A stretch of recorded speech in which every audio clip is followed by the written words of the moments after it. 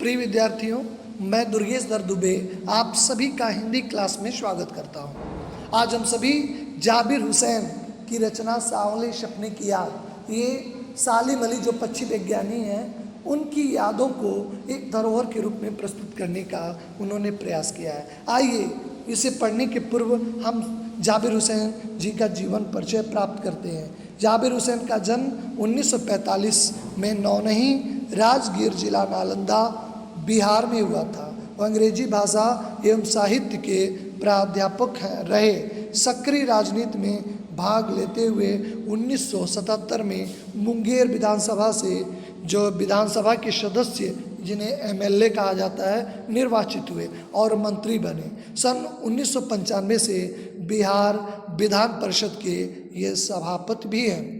ये इनकी तीनों भाषाओं पे एक समान पकड़ थी। हुसैन साहब हिंदी, उर्दू, अंग्रेजी तीनों भाषाओं में समान अधिकार के साथ लिखते हैं। उनकी हिंदी रचनाओं में जो आगे हैं, डोला बीबी का मजार, अतीत का चेहरा, लोंगा, एक नदी, रेत भरी महत्वपूर्ण है। अपने साहित्य में उन्होंने हमेशा सामान्य लोगों को ही जगह दी है, यानी अपने साहित्य में सामान्य आम लोगों के संघर्षों की कहानी को दर्शाने का प्रयास किया है।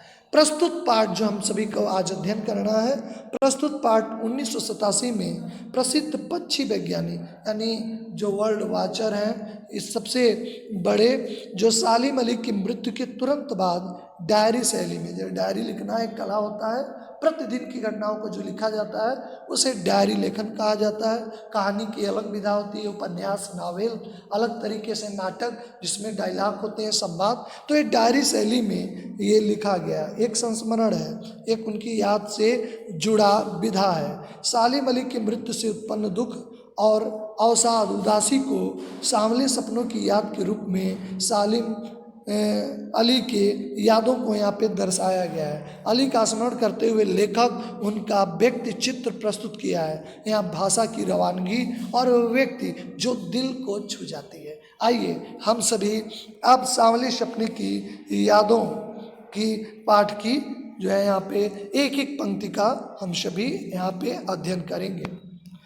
शुरुआत में लेखक कहता है कि सुनहरे परिंदों के खूबसूरत पंखों पर सवार, ऐसा परिंदा पक्षी को ही कहते हैं। सांवले सपनों का एक हुजूम मतलब भीड़ होती है, मौत की खामोश वादी की तरफ अग्रसर है।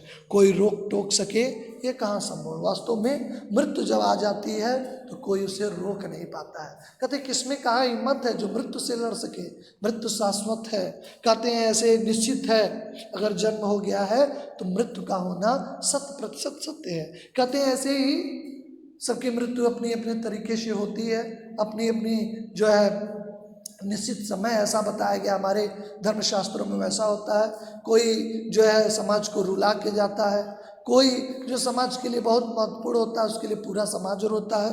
हमारे देश के वीर सिपाही हैं, उसके लिए पूरा जवार, पूरा जहान, पूरा भारत उनकी लिए शहादत पे रोता है। तो कहते सालिम अली भी सामान्य ढंग से इस दुनिया से विदा नहीं हो रहे हैं। वह सुनहरे परिंदों की खूबसूरत पंखों पर सवार होकर सांवले सपनों की एक भीड़ के साथ इस खामोश वादी से आगे बढ़ने के लिए अग्रसर है। कोई रोक सके टोक सके कहाँ संभव है। मृत्यु को कौन रोक पाता है।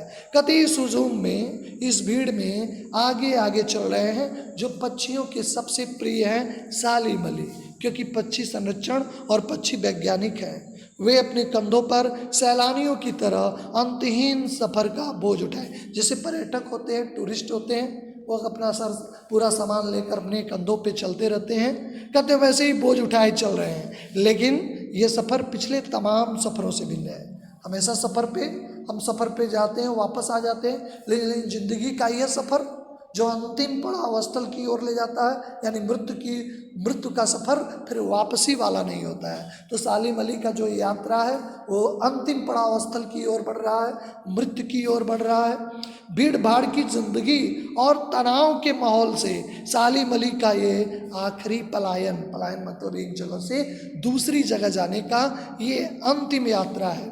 अब तो वह वन पक्षी की तरह प्रकृति में विलीन हो रहे हैं।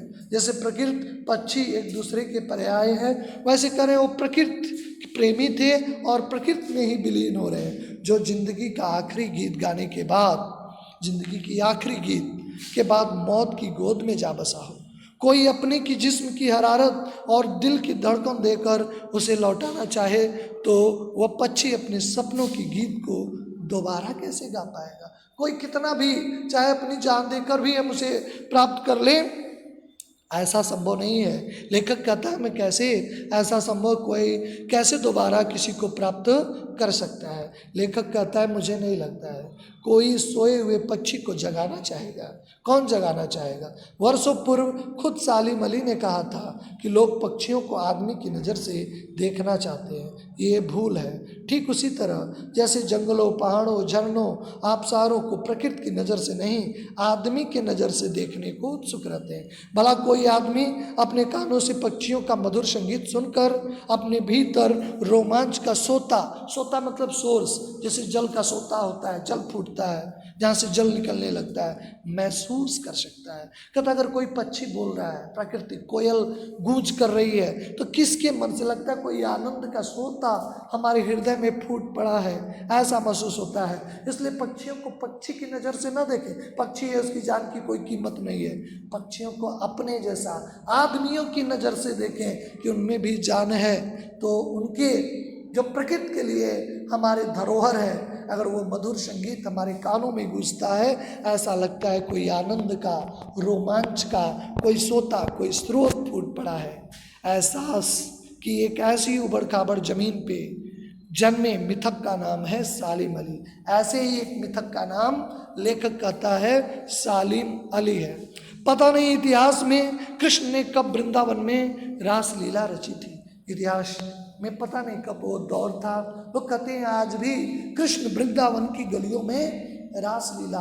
अगर आप वृंदावन जाने का अवसर मिले, अगर वहाँ कुंज गलियों में जाएं, वहाँ पे आप वृंदावन की जो है वन बाग में जाएं, तो ऐसा लगता है आज भी कृष्ण यहाँ पे नृत्य करते, बांसुरी बजाते हुए आप महसूस करते हैं। लेकिन कहता पता नहीं कब वो सौर था, वो कब समय था जब ऐसा कृष्ण ने किया था, रास लीला रची थी। शोक गोपियों को अपनी शरारत का निशाना बनाया था।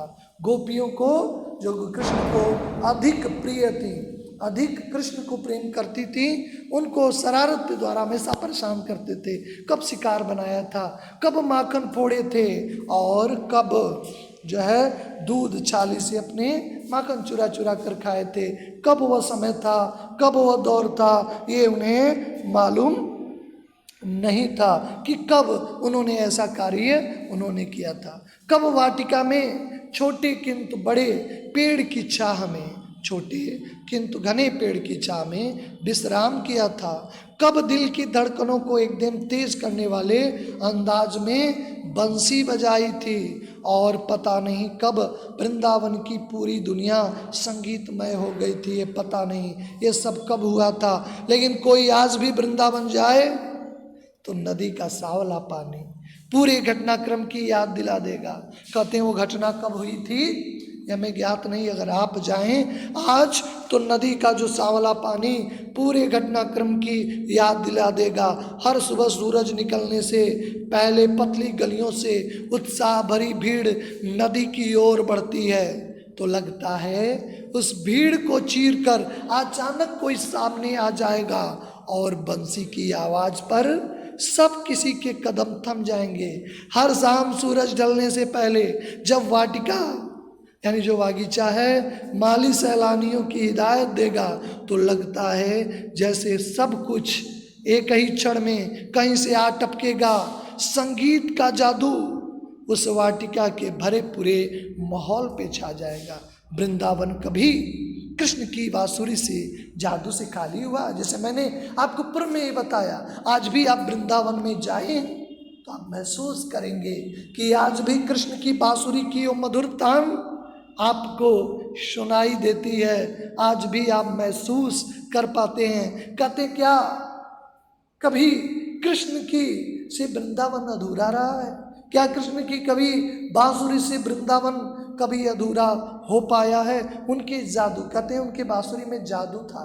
एक बार बजा दे तो सभी लोग आकर्षित हो जाए। गोपियों का तो हाल बेहाल था, श्रृंगार की अवस्था में होती थी, आंखों पे लगाने वाली वस्तु काजल को ओठों पे लगा लेती थी, ओठों की लगाने वाली वस्तु को आंखों पे लगा के विकृत हो जाती थी, उन्हें पता ही नहीं चलता था, क्योंकि उनकी बांसुरी में वो मादकता थी। कहते हैं आज भी आप महसूस कर सकते हैं उस बांसुरी का जादू से। क्या आज वृंदावन आज भी खाली है? नहीं खाली है, आज भी वृंदावन की गलियों में आप देख सकते हैं, ये देख सकते हैं। ये भाग एक था, भाग एक था। आगे हम अध्ययन अगले भाग की वीडियो में करेंगे। आप सभी का धन्यवाद।